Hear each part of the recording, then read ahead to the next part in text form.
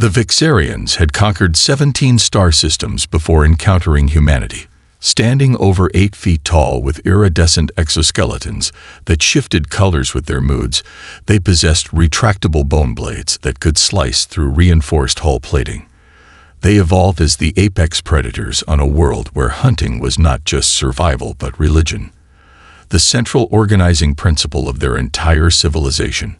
High Hunter Kivash stood on the observation deck of the Eternal Glory, his flagship that stretched nearly 2 kilometers from bow to stern. Its obsidian surface absorbed rather than reflected light, making it appear as a void moving against the stars. He ran a clawed hand over the ceremonial scars that decorated his chest plate, each marking representing a world brought into the eternal hunt. Soon, he would add another. The scout reports are confirmed. Exalted One, Sub-Hunter Vexella announced as she entered, her head bowed in deference. The new species designates themselves as human. They have expanded to 7 planetary bodies within this single system and established 1 extrasolar colony. Kivash clicked his mandibles in what passed for amusement among his kind. Ambitious prey. What of their defenses? Primitive. Chemical propellants, early fusion technology. They maintain armed vessels, but nothing that could withstand even our scout ships. The Vixarian neural structure had evolved without the capacity for fear, a trait that made them unstoppable in combat, but occasionally careless in assessment. Where other species might have exercised caution when encountering the unknown, the Vixarians saw only the next hunt, the next victory, the next species to add to their collection. The hunting trophy chamber adjacent to Kivash's private quarters contained artifacts from 14 extinct civilizations. The other 3 conquered species still served various functions within the empire. From the crystalline-fought sculptures of the Novali to the gravity-defying architecture models of the now-extinct Palaxians, Kivash's collection told the story of species that had reached their evolutionary peak, only to discover they were not the apex after all. Their communication patterns are unusual, Vexilla continued, projecting a holographic display of intercepted transmissions. They spend significant resources on non-essential communications, entertainment, art, personal messages. All prey has peculiarities, Kivash dismissed.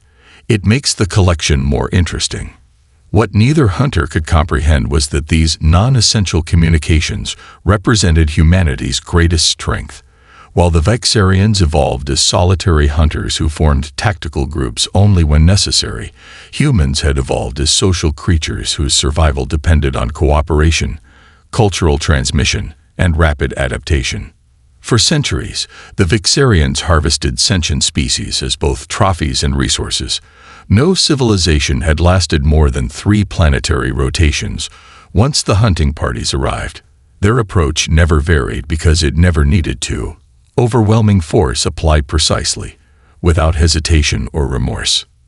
The Eternal Hunt Council had authorized a full expedition to this new system. 12 capital ships and their attendant vessels, a force that could have subjugated 3 star systems simultaneously, prepared for transition to faster-than-light travel. They would emerge at the edge of human space, where their sensors had detected the fledgling colony on a planet orbiting Proxima Centauri. Kivash performed the ritual movements of the first hunt, his exoskeleton reflecting deep crimsons and blues as he moved through the ancient forms. His ancestors had performed these same movements before subjugating the first non-Vixarian intelligence they encountered, and every hunt since had begun the same way. "We honor the eternal hunt," his officers chanted in unison. "The prey gives meaning to the hunter," Kivash responded, completing the ritual. "Set course for the human colony. Let us see what trophies they will provide." As the Vixarian fleet vanished into superluminal space, they maintained the same expectation of easy prey that had served them for millennia. They could not know that this hunt would be different. They could not know that humans would change everything. When the Vixarian scout ships descended upon the human mining colony on Proxima Centauri, they emerged from the upper atmosphere like obsidian daggers cutting through clouds.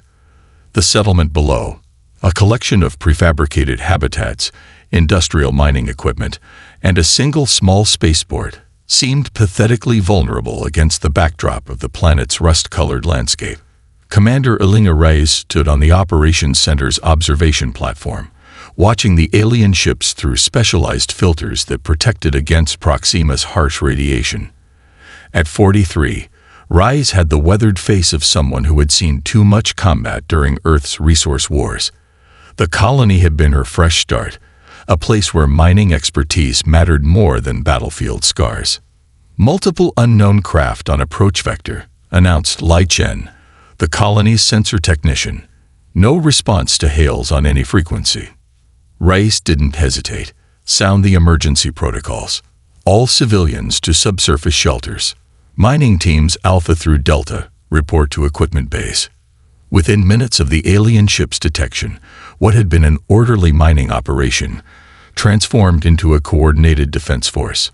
Unlike the panicked responses the Vixarians had encountered on 17 other worlds, the humans moved with practiced efficiency. Sub-Hunter Vexala, commanding the lead scout vessel, observed the settlement through high-resolution scanners. "The prey is retreating into burrows," she reported to her hunting team. Standard formation. Remember, the High Hunter wants specimens capable of speaking. The Vixarians deployed in a classic pincer movement that had overwhelmed countless civilizations before. 3 ships landed in a triangular pattern around the main settlement, while 2 remained airborne for aerial support.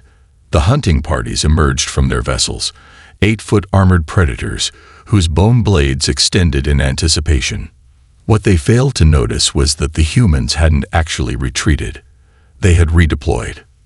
"Magnetite dust clouds in position," whispered Lai Chen over the secure comm channel from his position in the northern ridge bunker.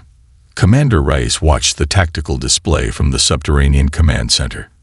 "Industrial magnets at full capacity," she confirmed. "Wait for them to reach the central plaza." The Vixarians advanced through the seemingly abandoned colony, their sensors detecting life signs below ground, but none on the surface. Sub-Hunter Vexella clicked an order to her team, directing them toward the largest subsurface signature. When the hunting party reached the colony's central plaza, Reyes gave the order. "Execute." Massive industrial electromagnetic generators, normally used to separate valuable ores from planetary crust, activated simultaneously. The carefully positioned magnetite dust clouds the miners had deployed in the atmosphere magnetized instantly, creating a powerful electromagnetic storm. The Vixarians' weapons and neural implants, technology that relied on precise electromagnetic calibration, malfunctioned catastrophically. Meanwhile, mining exoskeletons designed to lift tons of rock and ore emerged from maintenance bays, each piloted by a human miner. These industrial machines had never been designed for combat, but their hydraulic claws could crush stone. And as the Vixarians discovered, alien exoskeletons as well. "Focus on their ships," Reyes commanded as she activated her own mining exoskeleton. The massive mechanical suit enhanced her strength tenfold as she charged toward the nearest Vixarian vessel. For the first time in their recorded history, the hunters found themselves confused, their coordinated attack dissolving into individual survival responses. Their neural architecture, incapable of processing fear, couldn't properly categorize this experience. Prey wasn't supposed to counterattack with such precision. From his command ship in orbit, High Hunter Kivash watched in disbelief as 2 of his scout vessels erupted in flames. The third managed to lift off, but its hull had been compromised by industrial cutting lasers meant for separating metal ores. For the first time in their history, the Vixarian hunters returned to their mothership with fewer numbers than when they left. Sub-Hunter Vexala, one of only 6 survivors from an original hunting party of 27, stood before Kivash with her exoskeleton cracked and one limb partially severed. "The humans," she reported, "they did not behave as prey." Kivash's exoskeleton shifted to a deep purple of intrigue. "Then this hunt may prove worthy of legend." The Vixarian High Hunt Council convened in their orbital cathedral ship, the Ancestral Claw, a massive structure that had traveled between stars for millennia. 7 hunt lords, their exoskeletons adorned with trophies from countless conquests, arranged themselves in a ceremonial circle. The chamber's walls displayed holographic representations of every species the Vixarians had hunted to extinction or subjugation. High Hunter Kivash stood at the center, his posture rigid despite his injuries from the human counterattack. "I present the findings from our initial hunt," he announced, activating a central hologram that displayed recordings from the Proxima Centauri encounter. The council watched in silence as humans in mining exoskeletons dismantled Vixarian hunting parties with industrial equipment. Several hunt lords shifted colors, their exoskeletons reflecting shades of deep amber, the Vixarian expression of puzzlement. "These creatures should have fled," said Hunt Lord Vrax, the oldest member of the council. "All prey flees when the hunters arrive. It is the natural order." Council Elder Tizari, the only female among the leadership, moved closer to the hologram, studying the human movements with keen interest. Unlike her peers who had risen through combat prowess, Tizari had earned her position through her understanding of prey psychology, knowledge that made hunts more efficient. "These humans display something unprecedented," she observed. "Look at their neural patterns."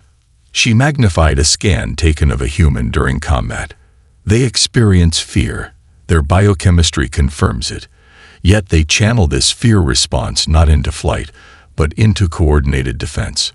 The xenobiologist Calvex, summoned to provide expertise, stepped forward. His slender frame marked him as part of the scientific caste rather than a hunter, but his insights had proven valuable across multiple conquests. "I have analyzed their world's biological history," Calvex explained, projecting images of Earth's evolutionary timeline. Humans evolved in an environment where they were neither the strongest predator nor the fastest prey. They developed as persistent hunters and cooperative defenders simultaneously. The council members clicked their mandibles in contemplation as Calvex continued. Their planet harbored thousands of apex predator species across its history. Humans survived by developing complex social structures and technology. They evolved alongside fear, using it as motivation rather than paralysis. Cesari's exoskeleton shifted to a deep blue of revelation. They evolved with fear as an ally, not an enemy. High Hunter Kivash, impatient with analysis, interrupted. "Whatever their evolutionary quirks, they remain prey." Their resistance at the colony was impressive, but ultimately futile. "We lost 2 scout ships. They lost their entire settlement." The council murmured in agreement, but Tizari was not convinced. "Underestimating this species would be unwise. I propose a full study before proceeding." "Study can occur alongside conquest," Kivash countered. "I propose we strike directly at their homeworld. When we eliminate their central authority, their resistance will collapse like all others before them." After brief deliberation, the council authorized a full hunting party for Earth. Their fleet would depart within a lunar cycle, plenty of time, they believed, for the humans to exhaust themselves in pointless preparations. Meanwhile, across the solar system, humanity proved its adaptability once again. The Proxima Centauri survivors had transmitted detailed scans of the alien technology before their final stand. On Earth, Admiral Weijong stood before the United Earth Defense Council, his normally stoic expression tense with urgency. "The data from Commander Rice confirms what we feared. These aliens are hunters, not explorers. Every cargo vessel with adequate hull integrity is being retrofitted with weapon systems." He gestured to holographic schematics showing hastily designed fusion missiles and rail guns being installed on commercial ships. A council member frowned. "Even with these modifications, we're outmatched."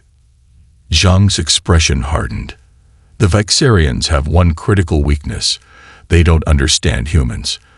They think fear makes us weak," he told the assembled leaders as tactical simulations ran behind him. "But they're about to learn it makes us dangerous." The Vixarian fleet arrived at the edge of the Sol system in perfect hunting formation. 12 obsidian capital ships arranged in a 3-dimensional spearhead pattern, designed to splinter any defensive line. High Hunter Kivash stood on the command deck of the Eternal Glory, anticipating the glory of adding Earth to his collection of conquered worlds. Long-range scans complete. Exalted One, reported the sensor officer. Human defenses are concentrated around their homeworld, with secondary forces near their fourth planet. Kivash's exoskeleton rippled with anticipation. As expected, they huddle around their nest, hoping for safety in numbers. What the Vixarian scans failed to detect was that humanity had prepared a welcome centuries in the making, not deliberately, but culturally. Every invasion scenario in human fiction, every war game played by military strategists, every disaster preparation drill had unknowingly prepared humanity for this moment. Captain Nandi Okoro stood on the bridge of the UES Shadow of Earth, a vessel that shouldn't exist.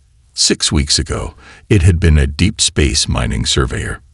Now, its hull was coated with radiation-absorbing materials salvaged from astronomical observatories, its profile deliberately restructured to mimic the radar signature of common space debris. Stealth systems functioning within parameters, her executive officer reported. The alien fleet is maintaining position at Jupiter's orbit. Nandi nodded, her expression calm despite the stakes. Initiate Operation Trojan. Deploy the payload. The Shadow of Earth released thousands of miniature drones, each no larger than a human fist. These devices, hastily repurposed from communications satellites, drifted toward the Vixarian fleet using minimal propulsion to avoid detection. The drones will reach their ships in approximately 3 hours, the tactical officer announced. Nandi opened a secure channel to Admiral Jung's flagship, hidden in Mars orbit. Phase 1 initiated, preparing for Phase 2. Aboard the Eternal Glory, Kivash grew impatient. The prey has had time to prepare. They will expect us to attack directly. His mandibles clicked in what passed for a Vixarian smile. We shall feint toward their outer defenses, then strike directly at their homeworld while their forces are divided. The Vixarian fleet began its advance toward Mars, exactly as humanity had predicted. Their tactical algorithms, perfect against conventional opposition, were predictable to anyone who had studied their previous conquests, and humans had been studying very carefully. As the alien ships passed the asteroid belt, Nandi gave the order, activate all drones. Across the Vixarian fleet, thousands of miniature devices attached to their hulls activated simultaneously. Rather than explosives or conventional weapons, these drones began broadcasting on all frequencies directly into the aliens' communication systems. The contents weren't random. They were carefully selected expressions of humanity's defiance in the face of fear. Ancient war chants, stirring symphonies, the sounds of crowds cheering against impossible odds, speeches that had rallied nations in their darkest hours. The psychological warfare was accompanied by mathematical sequences, prime numbers, the Fibonacci sequence, cryptographic challenges, engaging the analytical portions of the Vixarian neural structure. "What is this?" demanded Kivash, as his communication officers struggled to purge the intrusion. Some primitive attempt at distraction. While the Vixarians worked to clear their systems, Admiral Jung's main fleet launched from Mars orbit, using the planet's dust storms as sensor cover. 67 vessels, converted cargo haulers, science vessels, even civilian cruise ships retrofitted with weapons, emerged simultaneously, executing a pincer movement the Vixarians had believed impossible for such primitive prey. Enemy vessels approaching from multiple vectors. The Vixarian tactical officer reported, his exoskeleton shifting to orange alarm. Their formation is unusual. Kivash stared at the tactical display in confusion. The human ships weren't arranged in any defensive pattern he recognized. Instead, they moved like a swarm of insects, each vessel following seemingly random paths while maintaining perfect coordination as a whole. They fight as if they have rehearsed this battle 1,000 times, Sub-Hunter Vexela observed. In truth, humans had rehearsed this battle, in simulations, in fiction, in nightmares. They had been preparing for existential threats throughout their entire history. The Vixarian survivors retreated to their fortress world, Vixar Prime, a planet whose continents had been reshaped into massive hunting grounds where captured species were released and pursued for sport. The ancestral claw, normally orbiting the planet as a symbol of dominance, now served as an emergency medical facility for the wounded hunters. High Hunter Kivash stood before the Hunt Council, his normally immaculate exoskeleton scarred from battle. Of the 12 capital ships that had entered the Sol system, only 7 had returned. For a species that had known only victory for millennia, the defeat was incomprehensible. The humans employed tactics we have never encountered. Kivash reported, his pride evident even in defeat. They turned our own hunting formations against us, predicting our movements with disturbing accuracy. Council Elder Tizari, who had cautioned against underestimating the humans, refrained from noting her earlier warnings. Instead, she focused on understanding this unprecedented threat. "We must learn from this encounter," she announced, activating a holographic display of human transmissions captured during the battle. "These creatures have something we lack, not just technology, but perspective." Dr. Calvex, the lead xenobiologist who had survived the Earth attack, stepped forward. His research team had been analyzing human culture transmitted during the battle, music, literature, historical records, seeking to understand how physically inferior beings had prevailed. "I have made a discovery of profound significance," Chalvex stated, his exoskeleton pulsing with scientific excitement. "Humans have not merely adapted to fear, they have built their entire civilization around it." The holographic display shifted to show human artistic expressions across history. Cave paintings of hunters facing dangerous beasts, religious iconography depicting apocalyptic scenarios, modern entertainment simulating disasters. "They create art that explores their fears," Chalvex explained. "Science that conquers their fears, communities that share their fears. This emotional response we have always seen as weakness is, for them, a fundamental organizing principle." The council members clicked their mandibles in contemplation as Calvex continued. "Their technology advances not through steady progression as ours does, but through crisis response. When threatened, they innovate at rates that defy prediction." Meanwhile, across the galaxy, humanity pursued the retreating aliens. Admiral Jung's fleet, bolstered by their unexpected victory, followed the Vixarian energy signatures to previously conquered worlds. His tactical decision was not motivated by vengeance, but by strategic necessity. Humanity needed allies. Marine Commander Jackson Chen led the first contact team to the surface of Nolar, a crystalline world the Vixarians had conquered 2 centuries earlier. The planet appeared uninhabited, its surface covered in geometric crystal formations that human sensors classified as natural geological phenomena. "Movement at 2 o'clock, whispered Lieutenant Sato, the team's xenobiologist. "Those crystal structures are shifting position." Commander Chen raised his hand, signaling the team to hold position. "We're not here to hunt," he broadcast on all frequencies, remembering the psychological effect of sound on the Vixarians. "We're here to offer alliance against our common enemy." The crystal formations vibrated, producing harmonic tones that the team's translators struggled to process.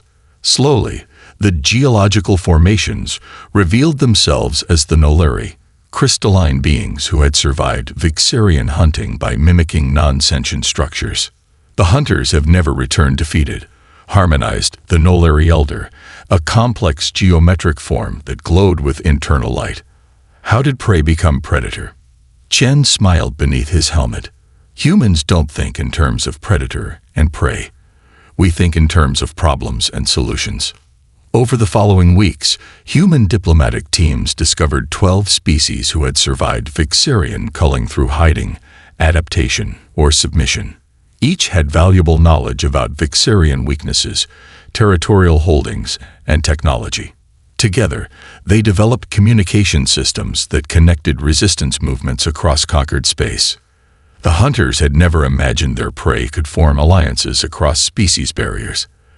They had never conceived that the hunted could unite, combining diverse evolutionary strengths into something greater than any single conquering force. The Vexarians fortified their homeworld with defenses never before deemed necessary. Orbital platforms bristling with weapons harvested from a dozen fallen civilizations formed concentric rings around Vixar Prime. On the surface, ancient hunting grounds were converted into military installations, a concept entirely foreign to a species that had never needed to defend itself. High Hunter Kivash supervised the preparations personally, his exoskeleton now permanently scarred from his encounter with humans, a mark of shame he refused to regenerate until victory was achieved. "The outer defense grid is operational," reported the chief engineer, a member of the Taurid species whose technological aptitude had earned them servitor status rather than extinction. The combined technologies of 17 civilizations now protect Vixar Prime. Kivash clicked his approval. The humans are persistent. They will come. What the Vexarians couldn't anticipate was that humanity's greatest weapon wasn't technological but empathetic. Dr. Simone Kagawa stood before the United Earth Defense Council, presenting what she called Operation Bridge. Unlike the military leaders focused on fleet movements and weapon systems, Kagawa specialized in xenopsychology, understanding and communicating with non-human intelligence. "The Vexarians have ruled through isolation," Kagawa explained, gesturing to a holographic map showing conquered territories. "Each subjugated species believes it alone has failed to resist. We need to connect these isolated pockets of resistance." Admiral Zhang, now Supreme Commander of the Allied Fleet, nodded thoughtfully. "A communication initiative." "More than that," Kagawa replied. "A revolution in understanding." Within days, specially designed communication probes were dispatched to every world in Vixarian territory. These devices didn't carry weapons. They carried mathematical principles as a universal language, teaching resistance techniques to billions of subjugated beings. On the Vixarian homeworld, the first signs of trouble came not from external attack, but internal change. Young hunters exposed to captured human cultural transmissions began exhibiting unusual behaviors. They asked questions that had never been asked in Vixarian society. Why hunt when cooperation might yield greater results? Why conquer when exchange could benefit both species? Zkavala, a young hunter in training, became the first documented Vixarian to experience fear when she realized her questions were considered heretical. The neural pathways previously absent in her species began forming in response to human cultural exposure, an evolutionary leap triggered not by genetic mutation, but by ideas.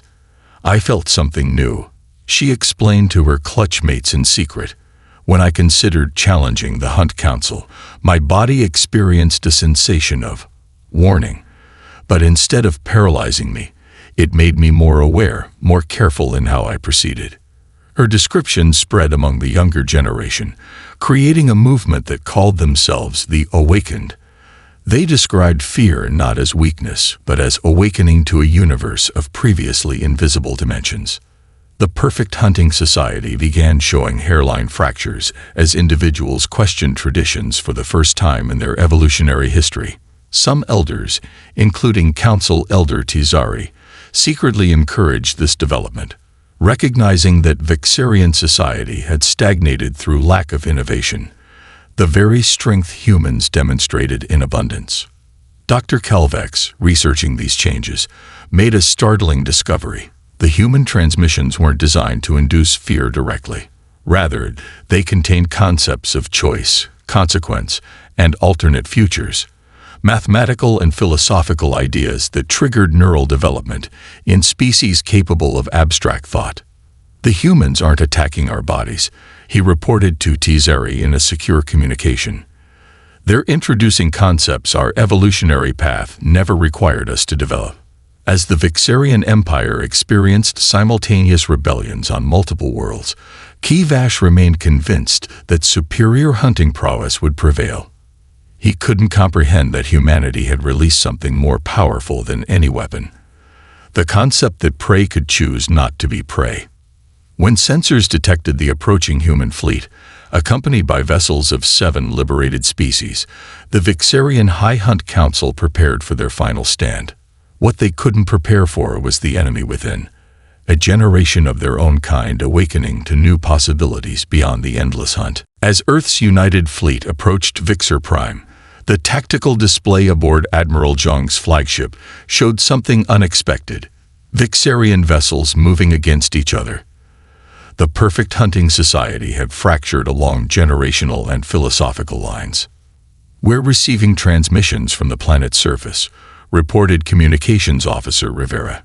"They're identifying themselves as the Evolution Accord, led by someone named Skavala."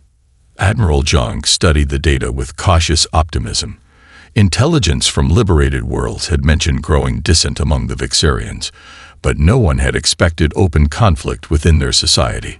"The traditionalists call themselves the Eternal Hunt faction," Rivera continued. "They control the orbital defenses and most of the fleet.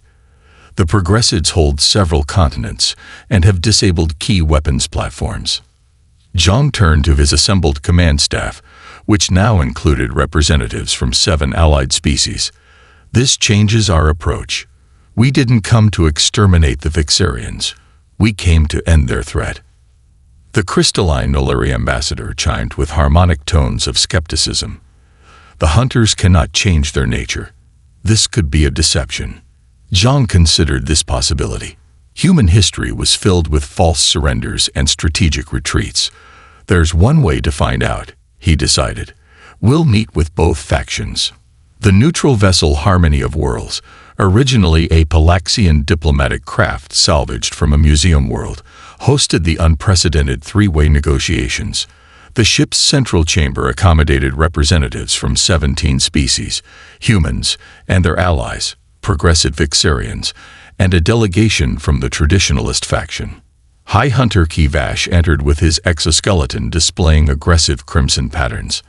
Opposite him stood Skavala, younger and smaller but surrounded by Vixarians, whose color patterns displayed complex emotions previously unseen in their species.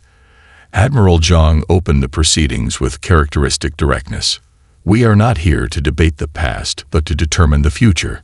Vixarian hunting practices across occupied worlds will end. The only question is whether we reach this outcome through agreement or continued conflict." Kivash's mandibles clicked in derision. "The prey does not dictate terms to the hunter. Our ways have served us for millennia, and led to this moment of defeat," countered Skavala. "Our inability to adapt, to feel, has become our greatest weakness." As the negotiations continued, tensions escalated between the Vixarian factions. A junior member of Kivash's delegation suddenly drew a ceremonial blade and lunged towards Skavala, a desperate move to eliminate the progressive leadership.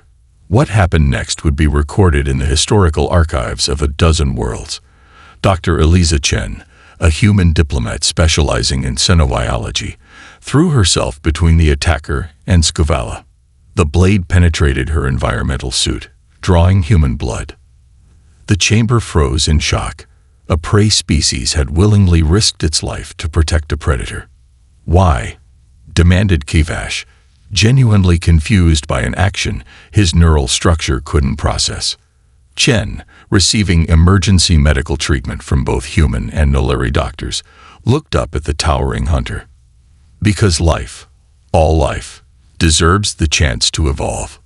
Even yours." The attempted assassination transformed the negotiations. Many traditionalists, witnessing Chen's selfless action, experienced their first moments of doubt. If prey could show such strength and clarity of purpose, perhaps the rigid divisions of hunter and hunted were not universal laws, but merely one perspective among many. The conflict couldn't be resolved through words alone. The final battle for Vixar Prime saw humans fighting alongside progressive Vixarians against the die-hard traditionalists. Human adaptive tactics complemented Vixarian strength, creating a fighting force greater than either species alone. Kivash, commanding the last stronghold of the Eternal Hunt faction, watched as combined forces breached his defenses.